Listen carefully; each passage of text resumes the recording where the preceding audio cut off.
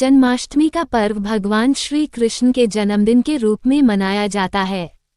भाद्रपद मास की कृष्ण पक्ष की अष्टमी के दिन श्री कृष्ण का जन्म हुआ था। मथुरा के कारागार में वासुदेव की पत्नी देवकी के गर्भ से भगवान श्री कृष्ण ने जन्म लिया था। श्री कृष्ण के जन्म की इसी शुभ घड़ी का जन्माष्टमी उत्सव पूरे देश में धूमधाम से मनाया जाता है। द्वापर युग में भोजवंशी राजा उग्रसेन मथुरा में राज्य करता था। उसके पुत्र कंस ने उसे गद्दी से उतार दिया और स्वयं मथुरा का राजा बन बैठा। कंस की एक बहन देवकी थी, जिसका विवाह वासुदेव नामक यदुवंशी सरदार से हुआ था। एक बार जब कंस देवकी और वासुदेव को उनके राज्य लेकर जा रहा था, तभी एक आकाशवाणी हुई कि कंस, जिस बहन को तू उसके ससुराल छोड़ने जा रहा है, उसके गर्भ से पैदा होने वाली 8वीं संतान तेरी मौत का कारण बनेगी। आकाशवाणी सुनकर कंस क्रोधित हो उठा और वासुदेव को मारने बढ़ा। तब देवकी ने अपने पति के प्राणों की रक्षा के लिए कहा कि उनकी जो भी संतान जन्म लेगी, उसे वो कंस को सौंप देगी।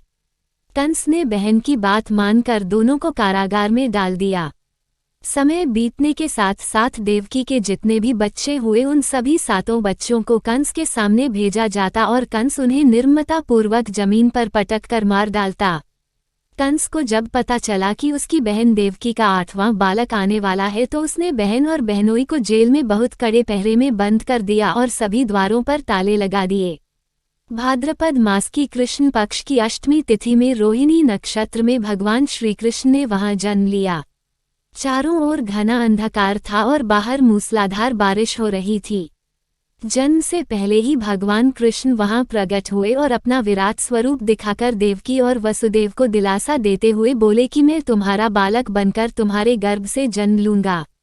मेरे जन्म के बाद तुम मुझे तत्काल गोकुल में नंद जी के यहाँ पहुंचा देना और उनके यहाँ एक कन्या योगमाया जन्म ले रही है। तुम उसको उठाकर कंस को सौंप देना और मुझे वहां पर रख देना। कुछ देर बाद भगवान कृष्ण का जन्म हुआ और उसके पिता वसुदेव नवजात शिशु को छाछ में रखकर गोकुल की तरफ बढ़ चले। भगवान कृष्ण की माया के कारण जेल के सभी ताले स्वयं खुल गए और जेल के रक्षक गहरी निद्रा में सो गए। वसुदेव गोकुल में नंद जी के घर पहुंचे। वहां भी सभी लोग सो रहे थे और दरवाजे खुले हुए थे। उन्होंने नंद की बगल से कन्या को उठा लिया और श्री कृष्ण को उनकी जगह सुला दिया और कन्या को लेकर चुपचाप मथुरा के कारावास में वापस आ गए।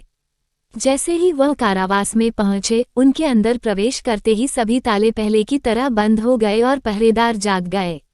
दूसरी तरफ कंस को जब पता चला कि कन्या का जन्म हुआ है, तो वह तुरंत वहां पर पहुंचा और उसने देवकी के हाथों से कन्या को खींचकर पहले के 7 बच्चों की तरह शिला पर पटककर मारने की कोशिश की। तभी उसके हाथ से छूटकर योगमाया आकाश में उड़ गई और आकाशवाणी हुई कि तेरा शत्रु को अभी भी जीवित है कंस, और गोकुल में पल रहा है। ये जानने के बाद कंस ने अपने राक्षसों को शिशु कृष्ण को मारने के लिए भेजा, लेकिन श्री कृष्ण ने उन सब रक्षकों को एक एक करके मार दिया और अंत में एक दिन कंस को भी मारकर अपने नाना उग्रसेन को पुनः राजगद्दी पर बिठाया और अपने माता पिता को कारागार से मुक्त करवाया।